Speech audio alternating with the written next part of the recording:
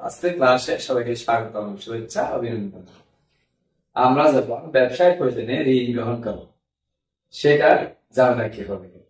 তাহলে ঋণ গ্রহণ করলে জামেলা দিতে হবে নগদ হিসাব ডেবিট, ঋণ হিসাব ক্রেডিট, যদি আমরা ঋণটা নগদে গ্রহণ করি। আবার আমরা যদি চেকের মাধ্যমে ঋণ গ্রহণ করি, সেক্ষেত্রে জামেলা দিতে হবে ব্যাংক হিসাব ডেবিট, ঋণ হিসাব ক্রেডিট। সম্পদ বৃদ্ধি পাবে, দায় বৃদ্ধি পাবে।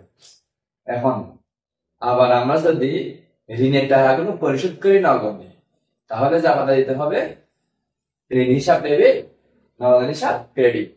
দায় কমবে, সম্পদ কমবে।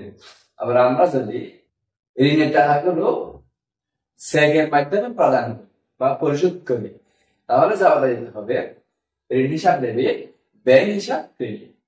দায় কমবে, সম্পদ কমবে। ধন্যবাদ সবাইকে। পরবর্তী ক্লাস দেখার আমন্ত্রণ জানিয়ে বিদায় নিচ্ছি। আল্লাহ হাফেজ।